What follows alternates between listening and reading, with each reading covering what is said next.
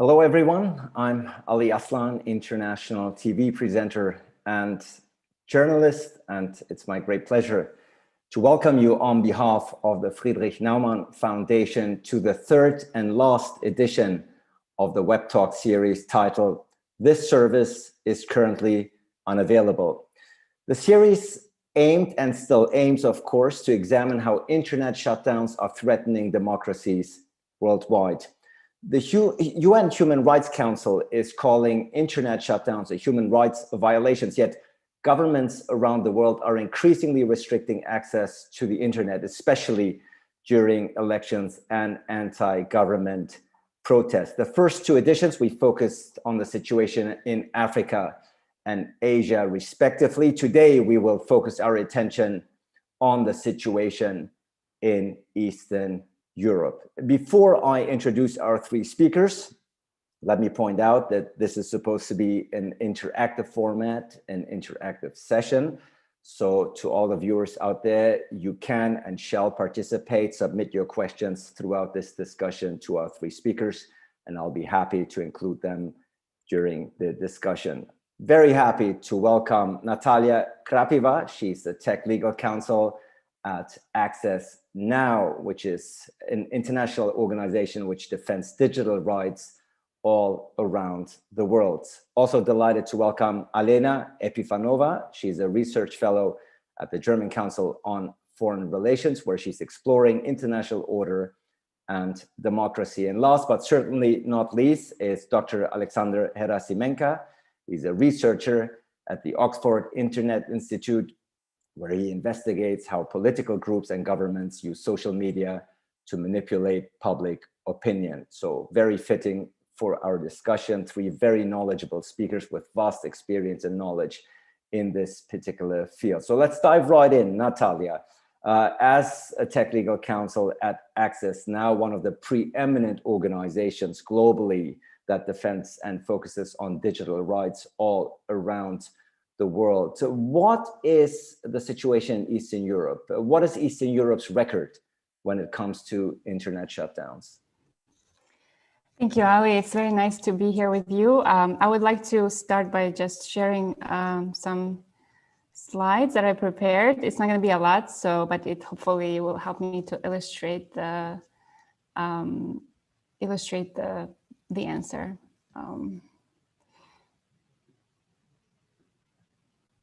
All right, hopefully you can see. Access Now is a part of the Keep It On coalition, which hopefully our viewers know about from prior sessions, but just to give a bit overview is we monitor and fight internet shutdowns around the world. It's a global coalition with, so far, it's over 200 organizations from more than 100 countries. And so we have a definition that's been widely used of internet shutdowns, which is a disruption of internet or electronic communications, which renders them inaccessible or unusable. And that includes, that's typically ordered by governments, and that includes throttling of services, blocking of communication platforms, and complete blanket shutdowns.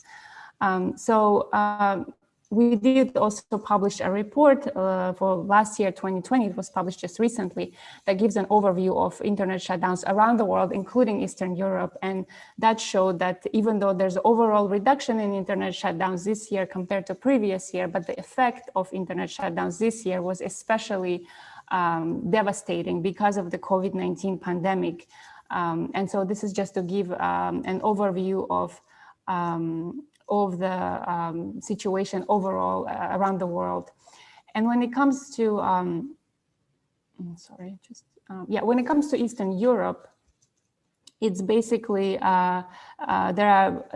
not as bad, the situation is not as bad as, for example, in Africa or Asia, as we've learned from previous sessions, but there are still, in the past 4 years, there's been the biggest offenders, I would say, are Russia and Belarus, that have shut down the internet quite a lot. And briefly just mention, Azerbaijan was also commonly would appear as well. And recently in 2020, there was a situation with Armenia over the Nagorno-Karabakh region. So in Russia, there's several cases of shutdowns. We know the shutdowns in 2018 and 19 in the region of Ingushetia. There were over several months, there were shutdowns in order to suppress the protest over the border agreement with Chechnya. And also rewriting of the English constitution.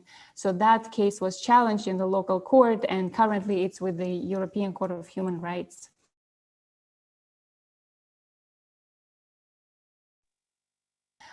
Which they tried to shut down unsuccessfully, but it also resulted in other websites being off. And they've lifted the ban this year, they ended the shutdowns, but the case is also currently with the European Court of Human Rights. So that decision to shut down Telegram is also being challenged in court. Then there was a testing of Russian sovereign internet, which these reports are not fully confirmed, but we did see some telecommunication operators reported that there were outages associated with testing of Russia's sovereign internet, so-called sovereign internet legislation that allows the government to control and surveil a Russian segment of internet through deep packet inspection technology. And so that technology was being used in 2019, which looks like resulted in some outages.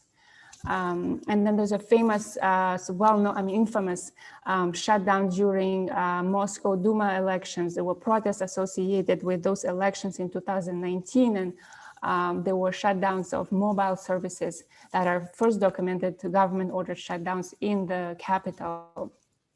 Most recently, we have seen also throttling of Twitter. This year, it happened March 10th, and Twitter has allegedly refused to delete certain illegal materials that Russia asked it to delete, and Roskomnadzor, which is a censorship body of Russian government, they throttled the connection and rendering services very slow, difficult to access, and it also affected over 40,000 of other domains, including government websites and social media sites. This throttling is still ongoing, but they now delayed the final blocking, which they threatened Twitter with, but so far Twitter looks like they're cooperating with government requests, so now the complete blocking has been delayed. And then also to mention, of course, Belarus in 2020, that was a major internet shutdown, a full 3-day complete outage that the Belarusian people experienced during the elections and in the aftermath of the elections, when former President Lukashenko, incumbent President Lukashenko, was announced he announced his victory again, which has been contested. And as people rushed to the streets, the government shut down the internet and imposed a 3-day blockout. And in consequence, and then every Sunday, as people would come to the streets to protest, there was also a shutdown of mobile services, and it stopped on December 6th, but there's still a lot of services that are being blocked. And just briefly acknowledge the role of Western companies in Belarusian shutdowns, which Access Now has documented role of Sandvine, a US-Canadian company that provided DPI equipment to the Belarusian government, and the Austrian telco company A1, which says that they have no responsibility for the shutdowns, but there's certainly still ways in which we think that they could provide more information and help us to figure out what happened and who's responsible for the shutdowns. I think I'll stop here and allow for more questions later. Thank you so much, Natalia, for this very vast overview in such a short amount of time. You've certainly given us a very good idea of who the worst offenders are in Eastern Europe, Russia, Belarus, of course, a very current politically charged atmosphere and situation, Azerbaijan. But Alena, Russia, of course, came up predominantly in quite a few times during Natalia's opening presentation. You are focusing, among others, on Russia's domestic and foreign policy and cyberspace. There seems to be a clear agenda behind this, isn't there? Hi, thank you. Thank you for inviting me to this timing and relevant discussion. First of all, I'm happy to be here. And Ali, thank you for your question. I see it as a very clear strategy behind that Natalia just showed us, and there is a long-standing strategy to make the internet within Russia's border sovereign, how the Kremlin or the Russian leadership claims to be able to control the information flow within Russia, and to make the state the main manager or the gatekeeper also on the Russia's border, which information can enter Russia's border and how to manage the information flow within Russia's border. It's super difficult. It's a super ambitious goal, but as also Natalia showed, there are several steps which have been already taken over the last years. And as we wanted to talk about shutdowns, and also Natalia mentioned that shutdowns in Eastern Europe and in Russia is maybe not as often events as in comparison to Asian countries, or for example to India, which is definitely the champion in that. But I would say shutdowns is part of the large censorship toolbox which Russia has introduced over the last several years.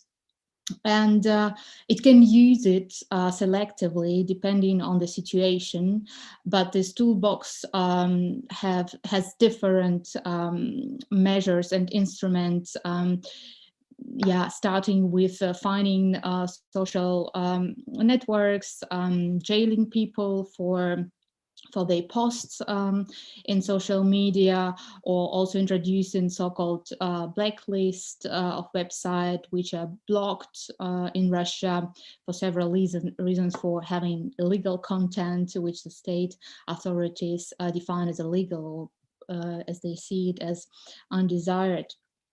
And also Natalia mentioned some examples of shutdowns in Russia. Currently, we saw also shut down in Moscow and St. Petersburg during the protests supporting Alexei Navalny in January 23rd this year.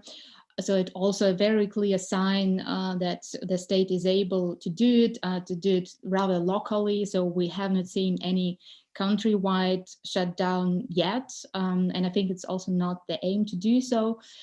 But we clearly see different legislations. Again, also the sovereign internet law, which also Natalia mentioned, or also data localization law in Russia. And I think also this throttling of Twitter, which started on the 10th of March, is also kind of the test of this sovereign internet legislation.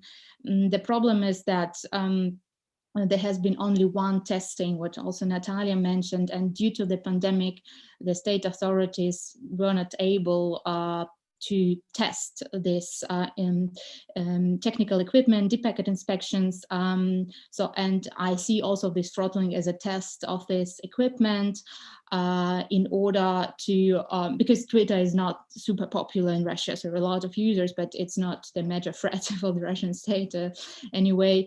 So it could be, a good opportunity to test these equipments without larger discontent in the country.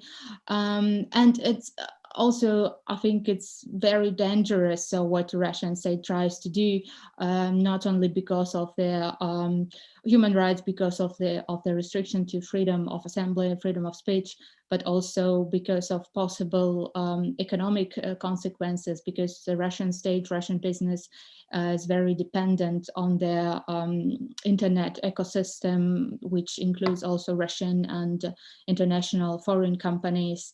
So, but I see a clear strategy behind it. It's quite a strong push in the last couple of months and years, so in this direction. A clear strategy that Elena is seeing, pretty much echoing what Natalia has preceded with her opening statements and slides. Aliaksandr, you are a researcher at the Oxford Internet Institute, where you primarily investigate how political groups and governments use social media to manipulate public opinion. First and foremost, of course, one thinks immediately of fake news, but you can also, since we're talking about shutdowns primarily today, you can also manipulate public opinion, not just by what you show, but what you don't allow to show. Isn't that correct? Yes, absolutely. If you don't allow to show something on the internet, that might be defined as censorship, perhaps. So that's what's happening in many countries, specifically, of course, authoritarian countries mostly, increasingly. Russia is a good example. There are many others. And is there something from what you've heard Natalia and Alena have shared with us? Is there something that you want to build up upon, something you want to add to, something that perhaps you might elaborate on? Yeah, sure. Obviously, there are many things that happen in relation to attempts of states and governments to control the internet, and increasingly, I think internet becomes more and more restrictive space across the world. And what happens, obviously, across, if we imagine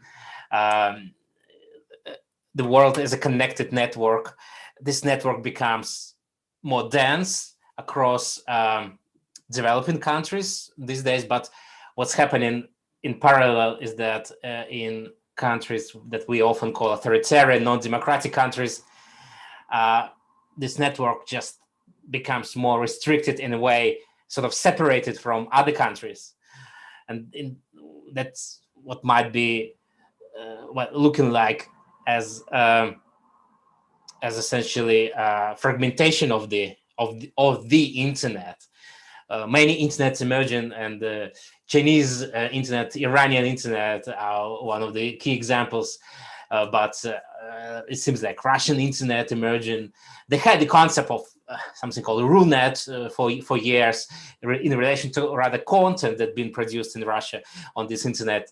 But now it seems like that Russian internet also becomes a bit separated from the rest of the world. Belarus is another example. It restricts access to some key websites, key independent media outlets for its citizens. At the same time, it restricts access to some of the government websites that are located in Belarus for the rest of the world. So some people cannot access, so essentially anyone who is not located in Belarus cannot access some government state websites from Belarus. That's what shows that that's an example of fragmentation of the internet, and obviously internet shutdowns contribute to this unfortunate, very sad, I believe, process greatly over time. Thank you. I'll of course revert and come back to you later on to deepen this discussion. Natalia, it's my understanding that Zoom is kicking you out every now and then. Don't worry about it. This is, after all, a tech and web webinar, so these things can happen. But Natalia, I'd be curious to find out how the internet shutdowns that you have referred to and described, very specific examples, how are they affecting ordinary people's lives in Eastern Europe? Sure. So we, as part of our Keep It On campaign, we document actually shutdown stories around the world. And what we're seeing and hearing, including from Eastern Europe, is that the effect is profound. And especially when during COVID-19, as we all learned, that we now depend on internet more than ever for all kinds of basic rights, such as work, education, and health. And so the effect is really, really devastating. And when it's also happening during such events such as mass protests and political unrest, people like in Belarus, from what we've heard, people were extremely terrified and just scared of what's happening, not being sure what's going on, whether their friends and loved ones are safe, and it makes them impossible to connect to people, find out if they're okay, and be connected to the rest of the world, ask for help. So this has a profound psychological, economical, and other effect on people. And so this is including Europe. Yeah, so quite a negative detrimental effect, of course, it is having on people. Alena, and that effect, where are people getting their information from when these internet shutdowns occur in Eastern Europe? People are inventive at the end of the day. Are there ways to circumvent these blockages? Yeah, so indeed, people are inventive, and also I think more and more people rely now on technical solutions to circumvent blockages and censorship. And I think this is definitely an area where civil society and IT community could work together. I mean, there are great examples where they work together. So, and of course, the most popular tool is VPN, and also in Russia, and as far as I know, in Belarus, also widely used. But also, I mean, we don't have that situation in Eastern Europe where, like, not in all the countries where certain websites are completely blocked. So we see some censorships or some blocking during some events or restrictions against certain websites. But in general, there are still a lot of sources of information. There are still a lot of messaging tools and also encrypted ones, so which we know from Telegram and also Signal. So, and people use them, and of course, so this is kind of competition between technologies and the authoritarian states, where the state always tries to catch up on this technological development and try to find how to block the access to information, how to block the free communication. But for now, there are still enough tools, there are still enough independent media which are accessible in Eastern Europe, and there are still tools how to circumvent the censorship. But again, as I just said, so we see a strong push from the authoritarian states to further difficulties towards the access to this information, towards the free communication. And for now, so the Russian state was not that successful in blocking Telegram, but we don't know so which other ideas they can have to block it. And again, it very much depends on the people managing these websites and these messaging apps. And Pavel Durov just put a lot of efforts to defend Telegram, and so I think there are possibilities to have a free internet, but it's under threat, definitely. But we still have a lot of opportunities to have independent information and free communication. Which, of course, Alexander, begs the question, perhaps a more philosophical one.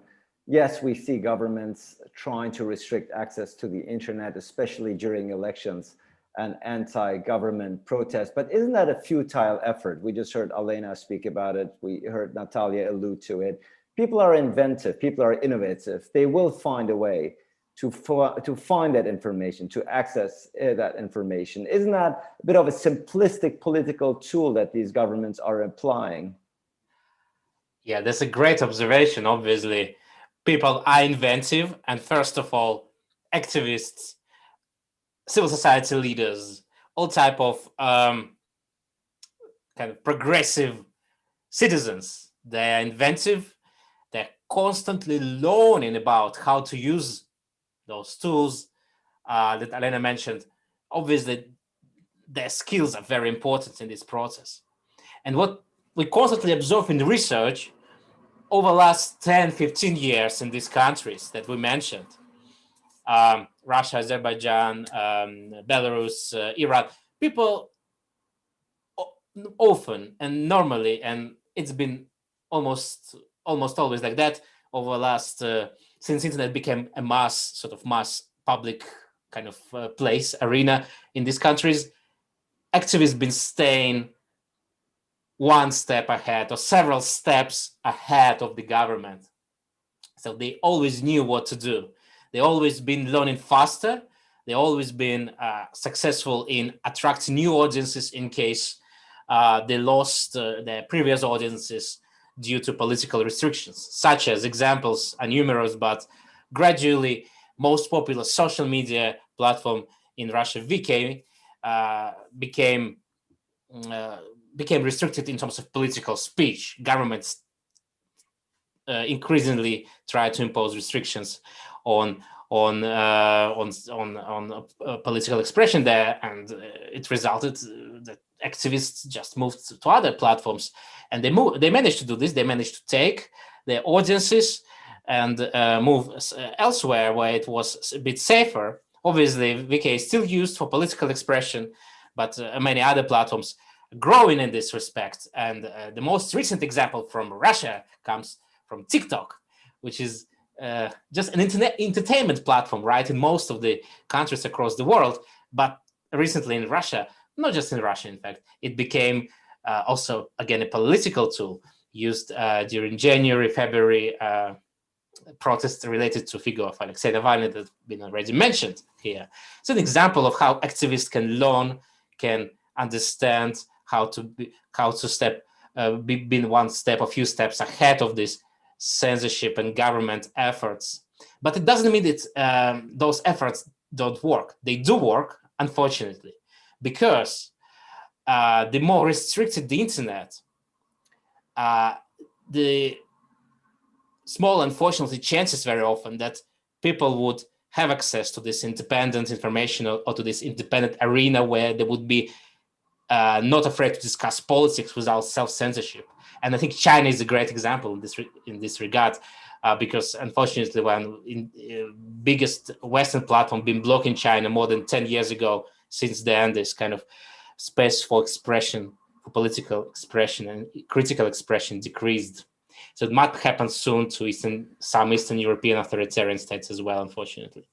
And interestingly enough, in your answer, you've answered partially one of the first two audience questions that we've been receiving. As a matter of fact, the audience is way ahead of me. I was just going to remind them that we have time and space for questions. We already have two. I will insert them, one actually for you, Alexander, the other one for Alena. I'll come back to you in just a moment. Let me just bring in Natalia. Because Natalia, you are working for an NGO whose aim it is to raise awareness for this issue, for internet shutdowns globally. What are those challenges that you are facing, both personally, but more importantly, as an NGO? Are you restricted? Are you obstructed in your work?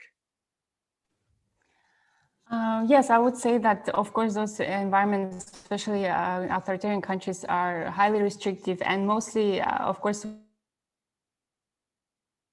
partners and people that we work with, the civil society, who are facing constant threats of surveillance, of censorship, of attacks and arrests. So this is a very, very difficult situation for them. And from our end, we are trying to assist them as much as possible. We have a digital security helpline, which is available for civil society around the world. And it's available in 9 languages, including Russian. So we try to assist individuals with their, given the risks that they face, to give them some guidance about how to. Alena just mentioned in terms of VPNs and other tools that could be used so that people can access their information, whether they're journalists, media organizations, or activists, that they could themselves access information and also allow for others to get access to free information. So this is certainly a very challenging environment. But we do, through the helpline and also the Keep It On Coalition, we try to help individuals to stay online and get access to information. And indeed, very valuable work that you are doing. I said in the intro that the first couple of editions of this Web Talk series focused on Asia and Africa, respectively. We've had colleagues from yours, from Access Now, who are focusing on those regions. And it's very clear how much passion, how much devotion are dedicated is certainly in this work. So, Alena, I want to bring in a question from an audience member. You mentioned that Rebecca Maya is asking, you mentioned that Twitter is not super popular in Russia. Which platforms, apart from messengers, are used? Alexander mentioned a couple in his answer, TikTok and so on and so forth, but perhaps you'd like to elaborate. Yeah, thank you for the question. I mean, the most popular social network is YouTube. So actually, a lot of Russians use it and watch not only Alexei Navalny's videos, which are super popular, of course, in Russia, and what is impossible to see on Russian TV, but also people use it for educational purposes, or also like, you know, for entertainment. So it's widely used in Russia. And another foreign companies, foreign social networks which are popular, TikTok, which was also mentioned by Alexandra, so it's quite new now in Russia, but it's become very popular. And also Facebook, so maybe it's not as popular as the Russian version of Facebook, Vkontakte, but still it's also a very important platform in Russia for free discussion for many liberals in Russia, and also just for people to meet friends, and also maybe not for all of them who are interested in politics, but also just, you know, to use other platforms for different reasons, not only for political ones. So I would say, so these are most popular. So there is also a Russian social network, Odnoklassniki, which is also quite popular. And it belongs to a larger tech company, Mail.ru, and it's kind of under their state control, and the state has definitely more levels of over other these social networks in comparison to Facebook or to YouTube or TikTok. So now we are observing how the state tries to bring under control also their information disseminating in foreign social media networks, which the state can't control. All right, thank you so much for answering Rebecca Maya's question. Alexander, there's a question directed to you. It's from Bela Gurevich. She's asking, you mentioned national governmental websites being blocked for internationals. The question is, do you know any cases of websites showing different content depending on the country the visitor is located? Yeah, I'm not sure why exactly it might happen, but it does actually happen sometime in very specific circumstances. One of them is actually all of those examples. I'm gonna give you two examples. All of them show this idea, this situation when internet becomes more fragmented is exactly perhaps what's happening. The first example is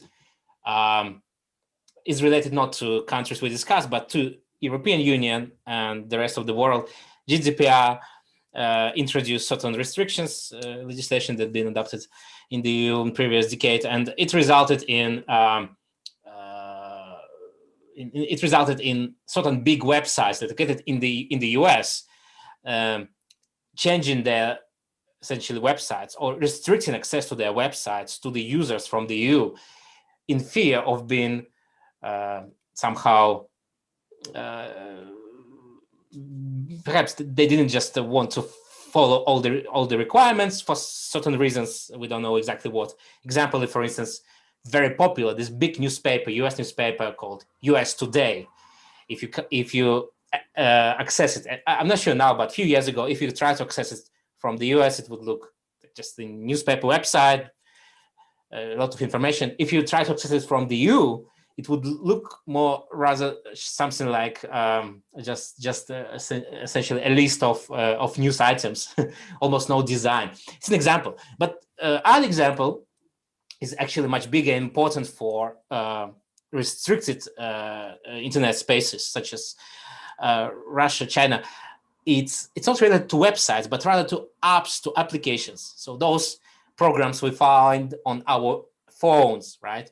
So what happens is, TikTok is an example, for instance. So TikTok in Western countries, or essentially globally, looks different from how TikTok looks in China. So they've been operated by two different organizations.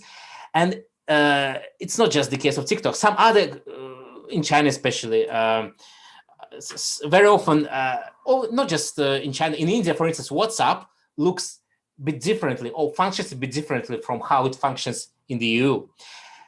It's because national governments, national authorities, they pressure big internet companies into, for different reasons. In China, mostly for censorship. In India, it was a case of violence that been related to WhatsApp use.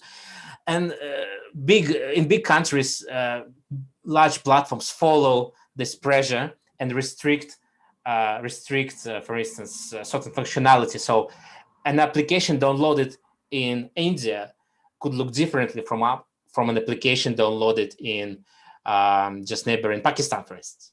That's how perhaps the tendency, this trend would develop, and we would see more cases like that, I feel like.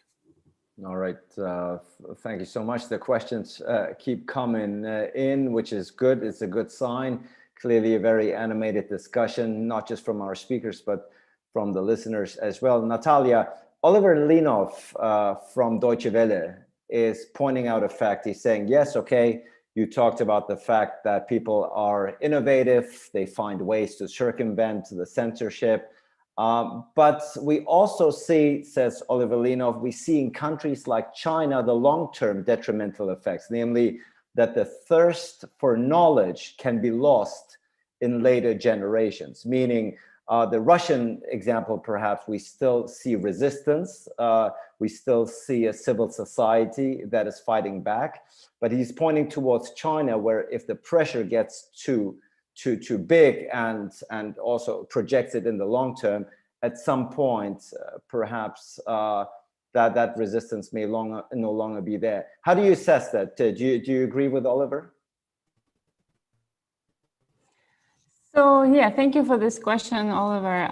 So there's one aspect I wanted to highlight. There's still, even though, as Alona mentioned, and Alexander as well, that there's activists and sort of the progressive and younger and more sort of urban populations, they do seem to be much more tech savvy and use these tools. However, the general, especially older and more rural population is still lacking a lot of digital literacy. So this is a problem we have to acknowledge.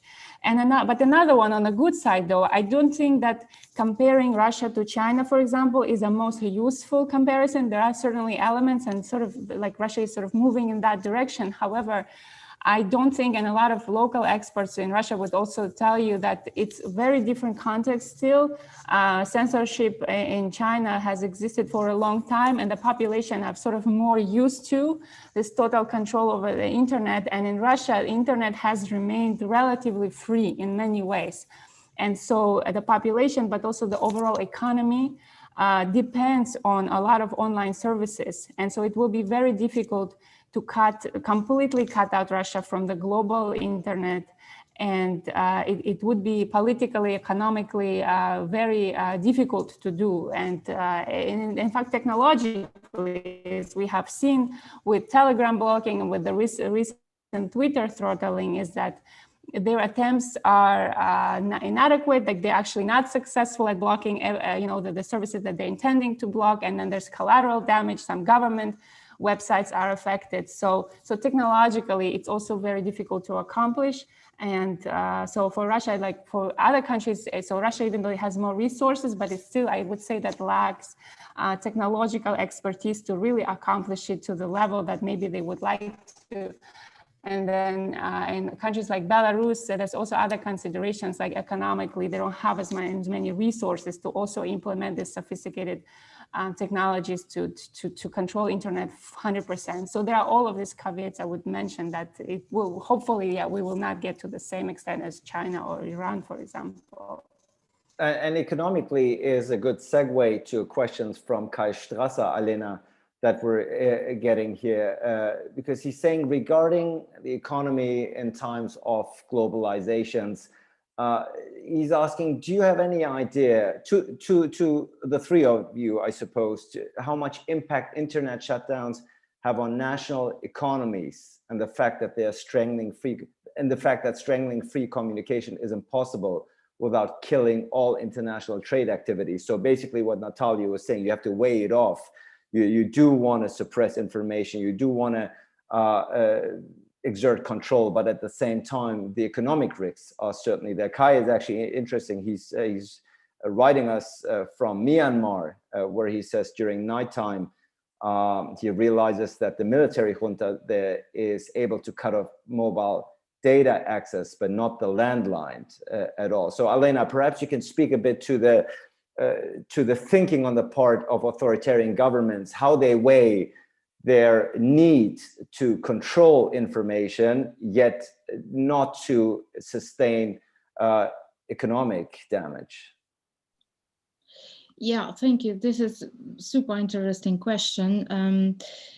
I think the way of thinking of the Russian state is that, of course, they understand that it's needed for digital economy in Russia. And we also see several banks also bought by technology companies, or banks, for example, Sberbank is the largest Russian bank, is becoming a tech giant. So, you know, there are these independencies between financial institutions and technological companies.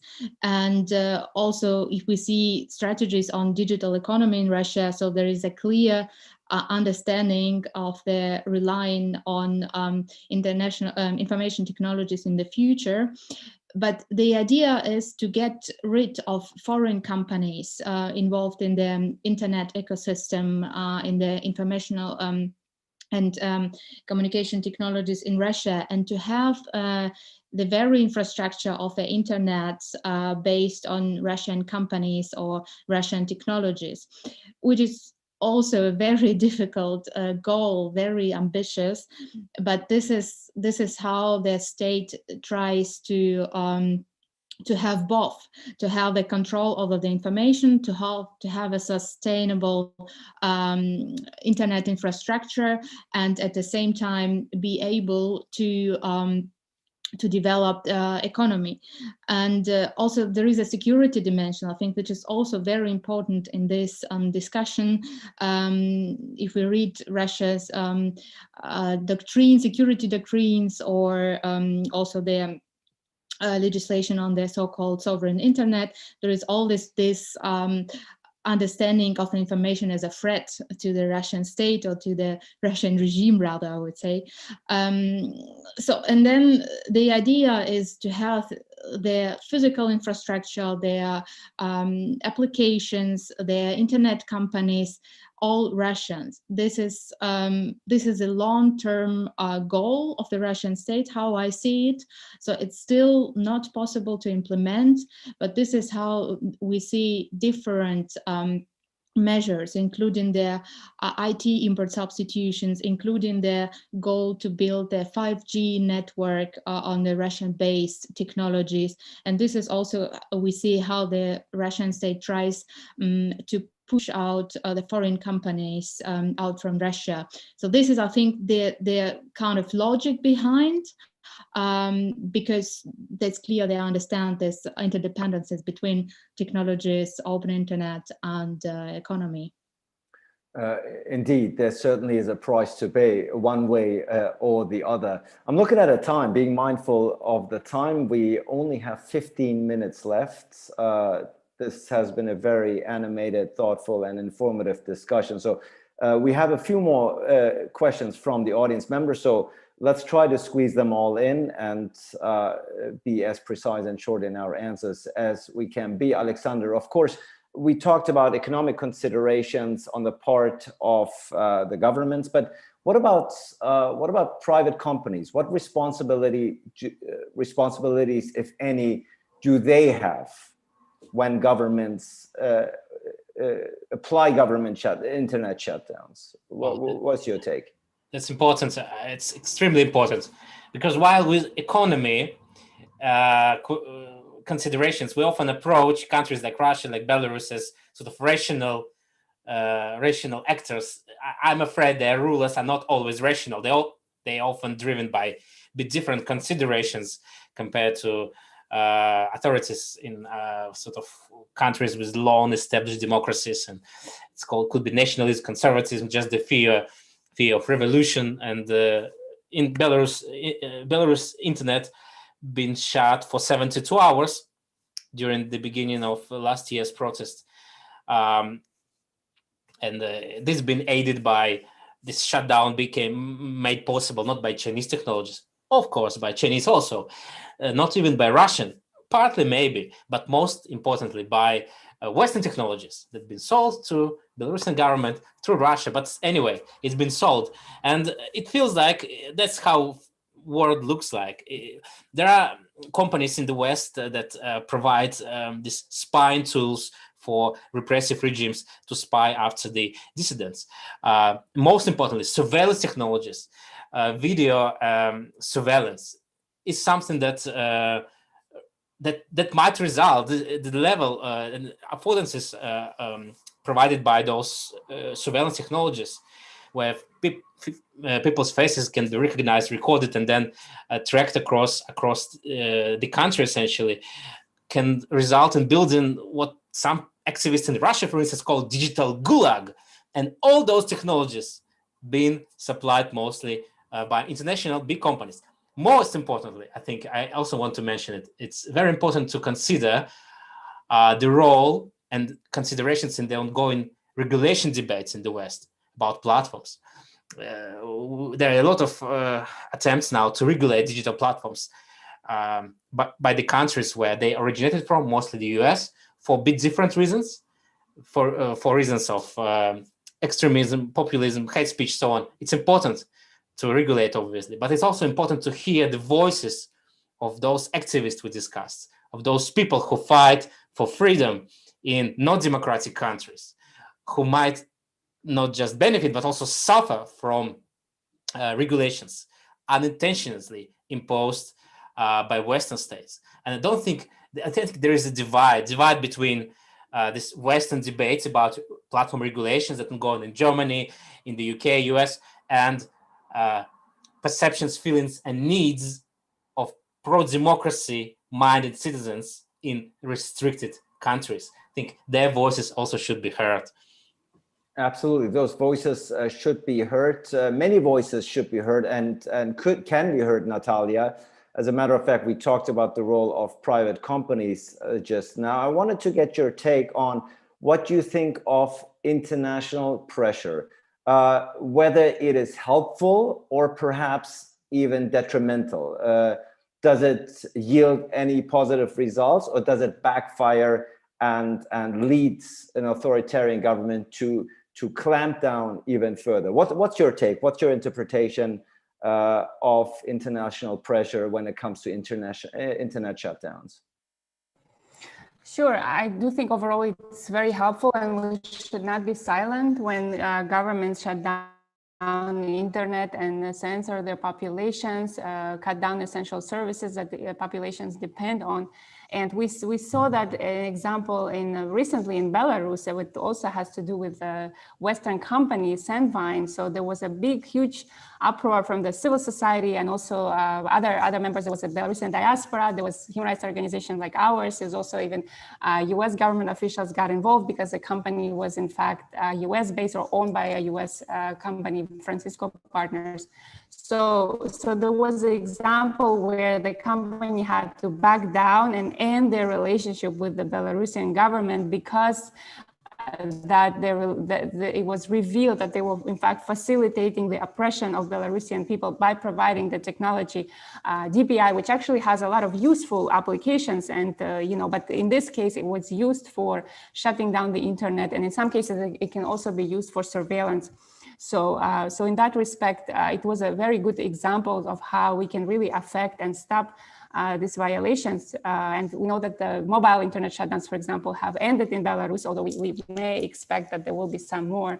But for now, at least, we think it was at least partially successful. And governments like we saw EU recently, they passed also export control regulations. I think Aliaksandr alluded to that trying to control the sale of these technologies to oppressive authoritarian regimes. And the EU just passed the export control regulation to stop the surveillance technologies, but they did include DPI, which can be used again for both peaceful purposes, but also sometimes for surveillance and censorship.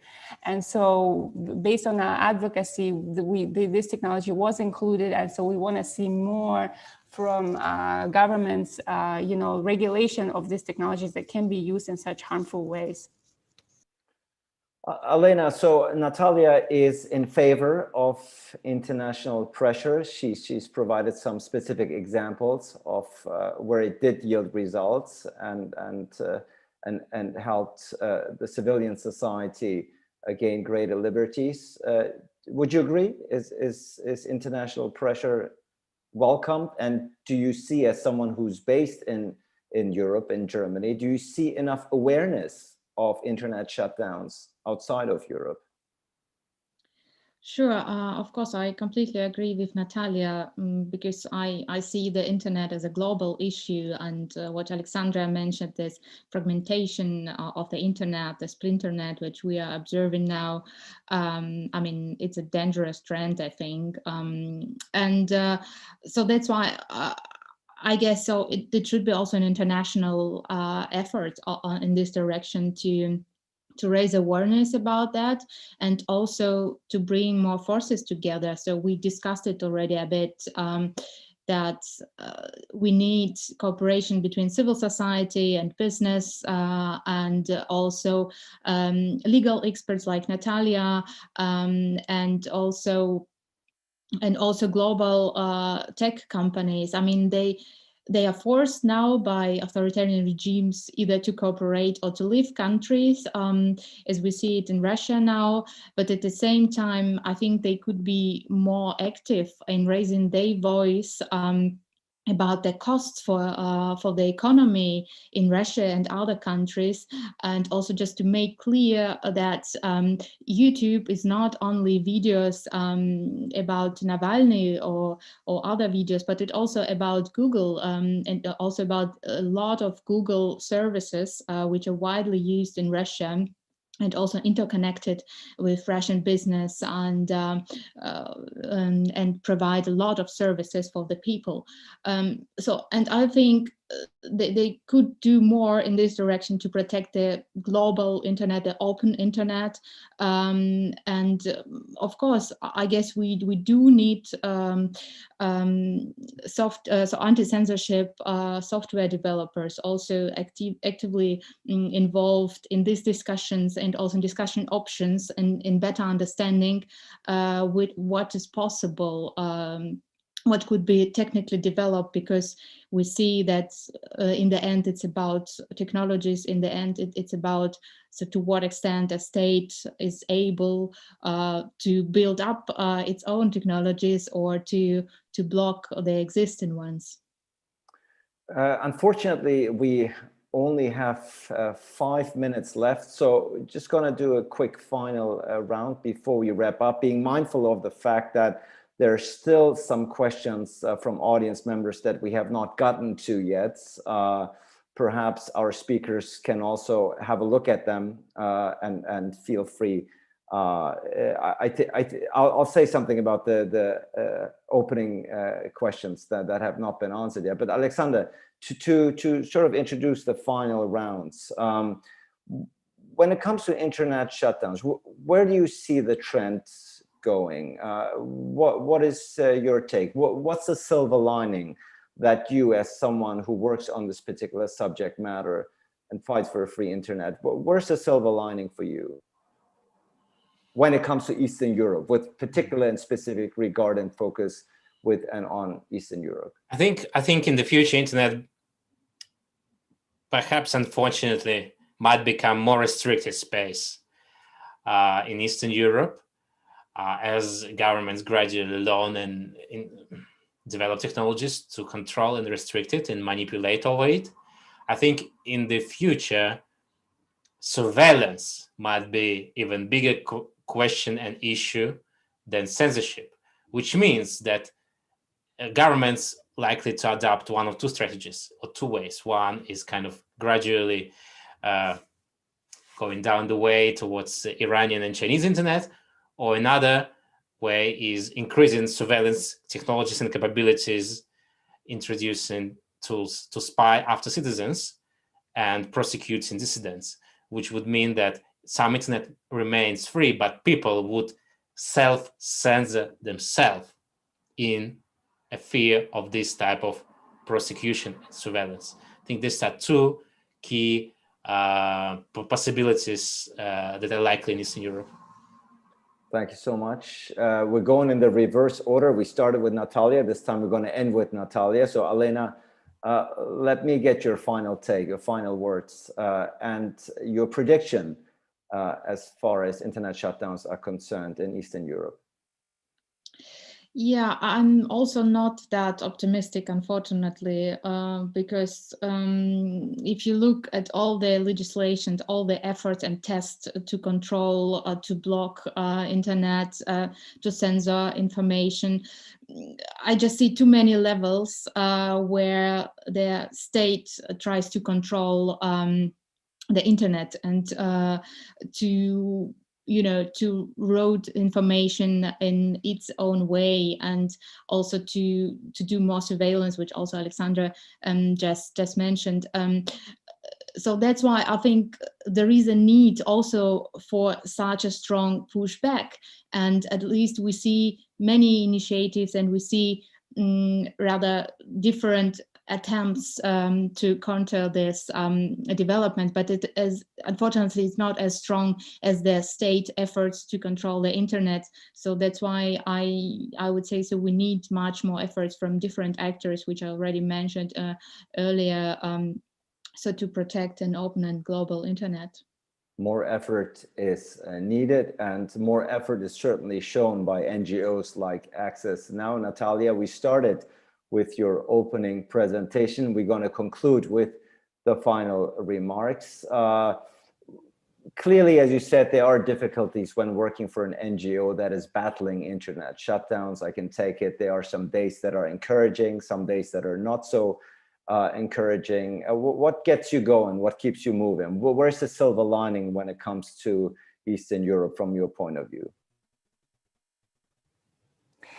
Yes, I think even though I agree with Alona Alexander's pessimism there, that there will be more and more attempts to restrict the free flow of communication and also surveil citizens, but I do see positive trends in this activities by the government are encouraging the civil society to resist more and to organize more. And we see that, again, in the countries we mentioned the most, Russia and Belarus. In Belarus, for example, I think there's more, from what I've seen, the latest numbers after 2020, the number of civil society organizations has actually increased. And so it encourages people to organize in a more strategic way to resist government measures, and also reach out to the international community to ask for assistance, get help from other international bodies. And I think on the international level, that's what I'll end with. We do need to push for more universal adoption of the norm that internet shutdowns are not, they're inherently disproportionate,